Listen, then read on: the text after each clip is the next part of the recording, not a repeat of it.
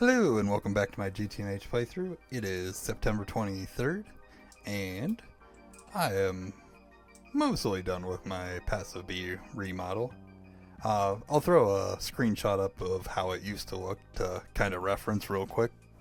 But as you can see, it used to have a bunch of wires, a bunch of drawers that were controlling everything. But now, if we hop back over to current day, this is how I've got it set up. Note some of these machines are kind of excessive. Like I'm not using everything.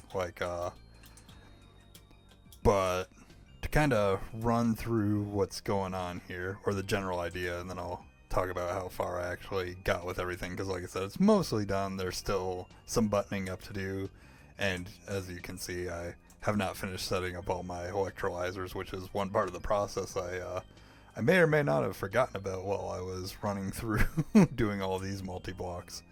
But so again, just kind of the general layout I'm going for is we got the white line is the primary network, which I think is just going to be something I do as standard going forward, because if you remember back to my previous videos, I was using orange over in that building just because the line running to the building I had colored orange, and but I think as a general rule of thumb, I'm probably just going to paint all the primary lines white going forward. I think that'll just make it easier. Kind of a distinct color for the main network.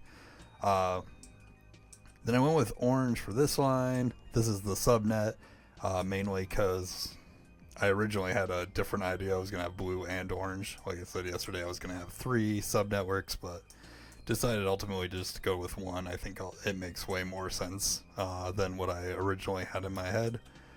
So basically what we got going on is, so both lines wrap around and may not necessarily need to be dense cable.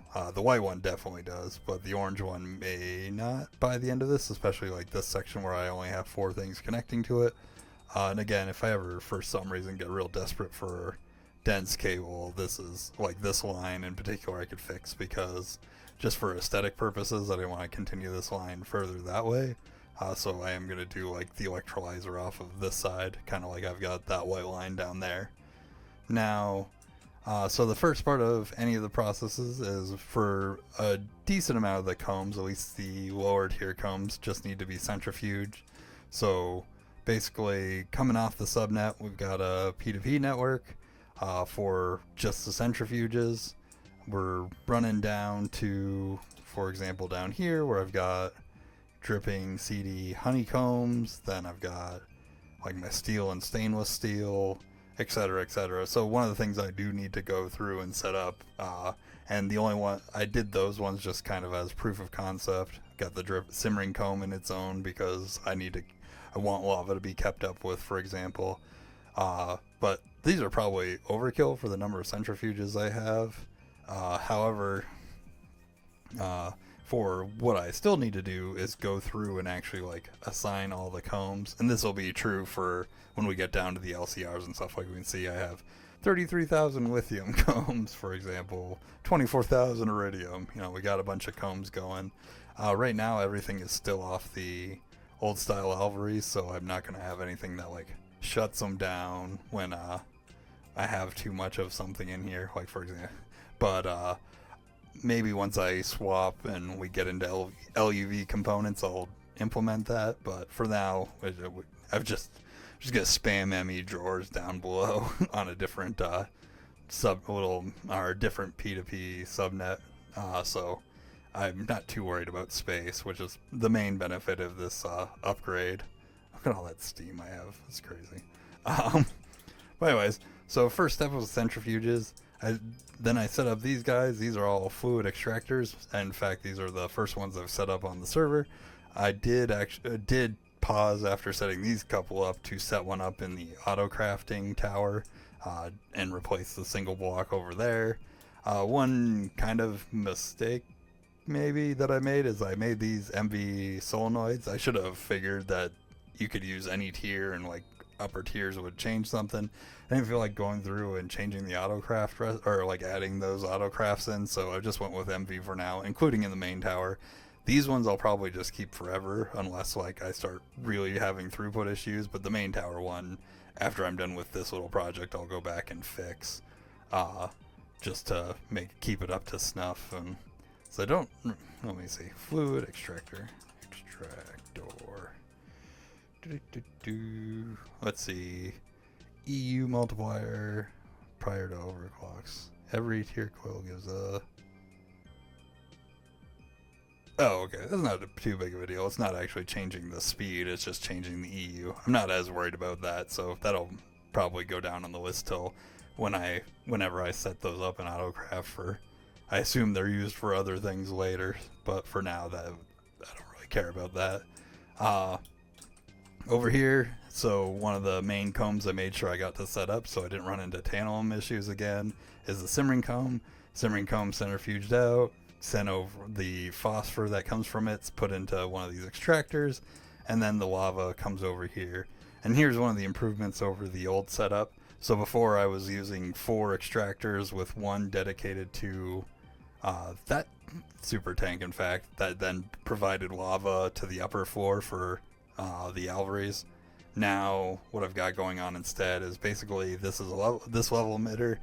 If for some reason the lava dips, and the reason I'm worried about the lava dipping is because of the alveries up there. I want the bees to always be jubilant.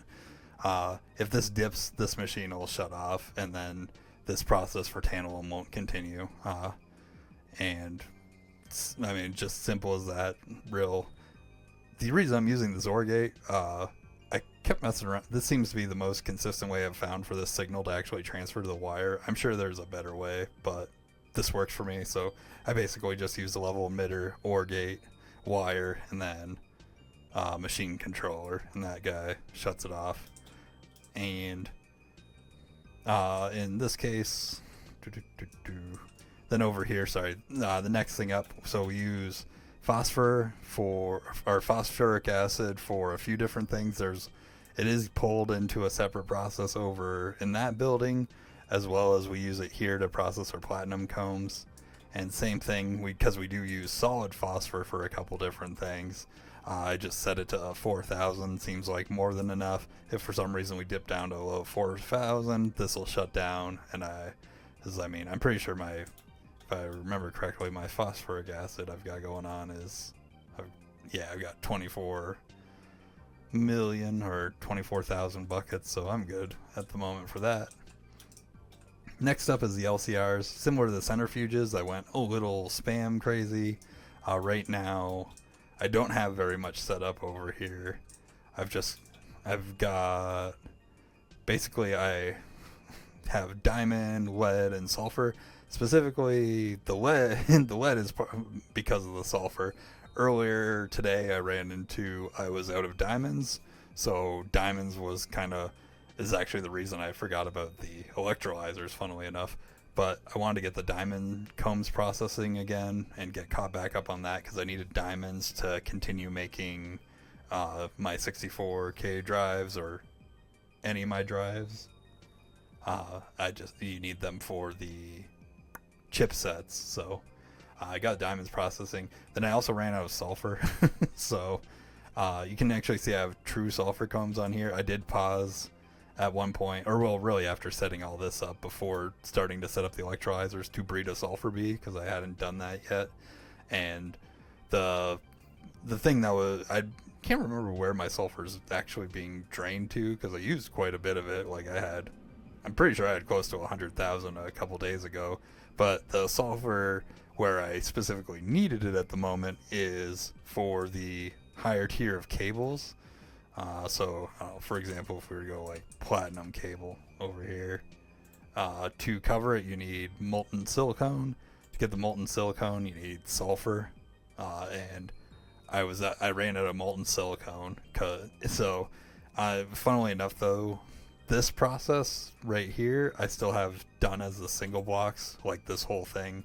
So on my checklist of things to knock out tomorrow will be to update this one, and then probably update my polyethylene, because I've never bothered updating that. That is still done on LV single block machines for me. But So I'll get this set up, but the short thing, I definitely needed more sulfur, and my miners are all still on the moon. I don't want to go grab those, so I was happy to see there was a sulfur bee.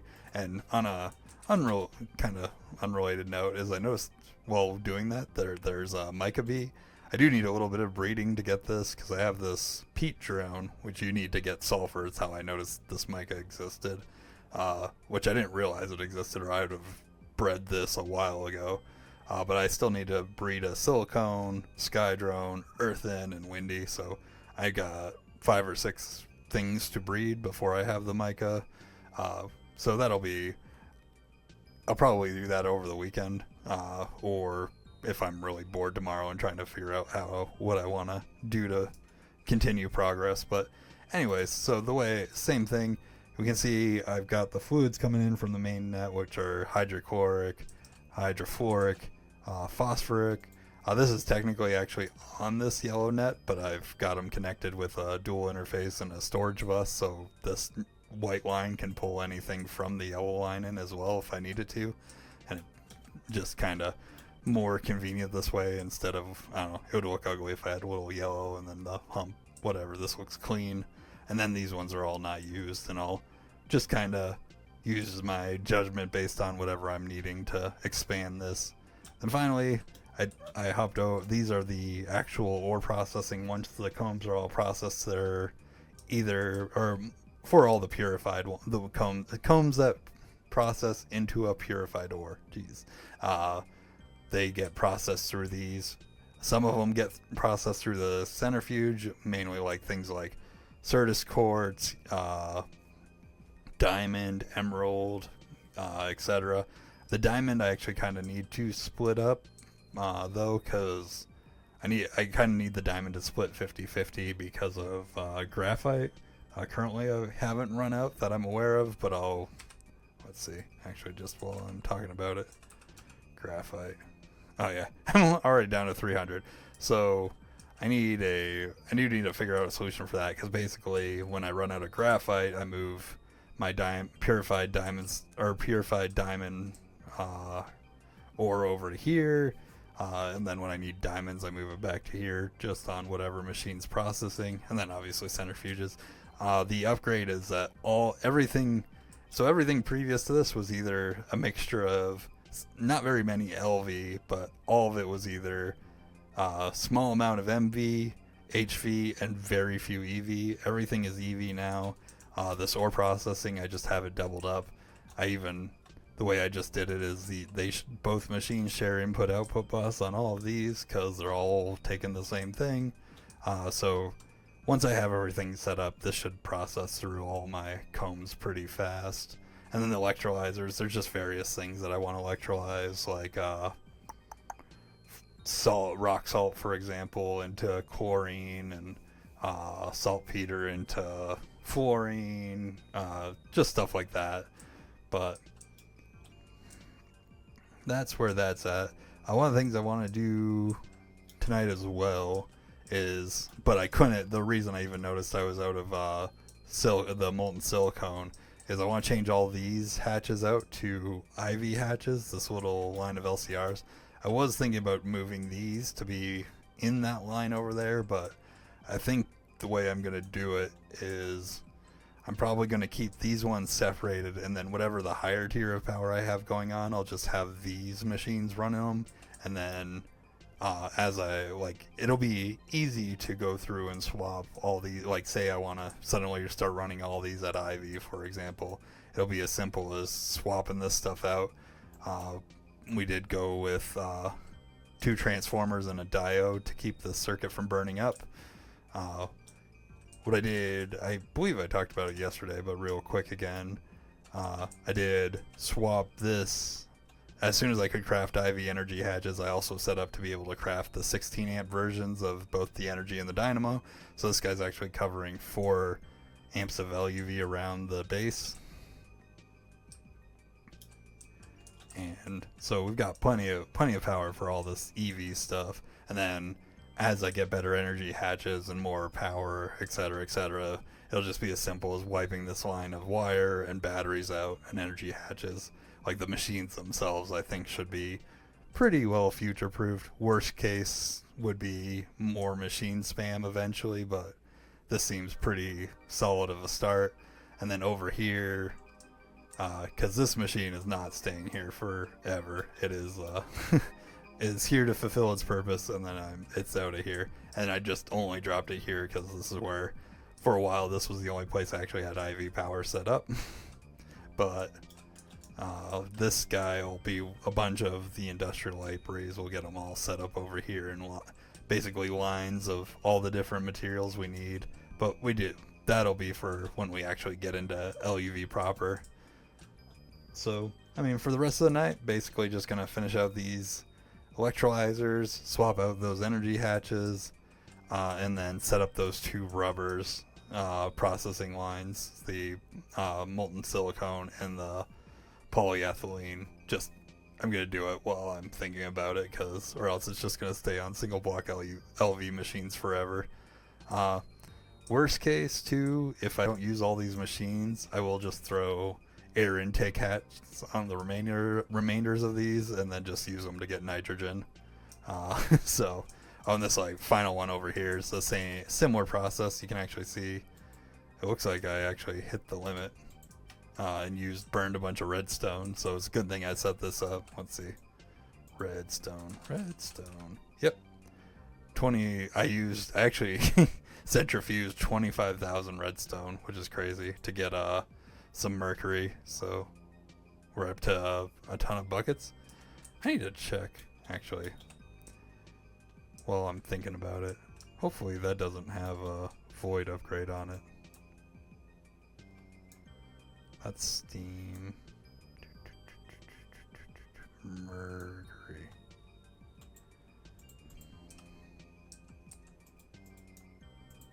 Okay, sweet.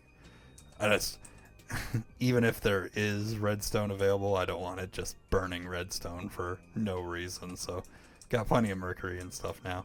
All right. Like I said, I'm gonna get back to this. This has been a really fun. Just kind of like a quick side note. Like last night, all I did was tore down everything, all the conduit. This Vadra. It was very cathartic. I know I could have technically used the matter manipulator and just, right-clicked and done it all, but something satisfying about being able to run through and just tear it all down. And I'm really loving how this is turning out, so I'm looking forward to continue working on it, and I will see you guys tomorrow. Have a good night.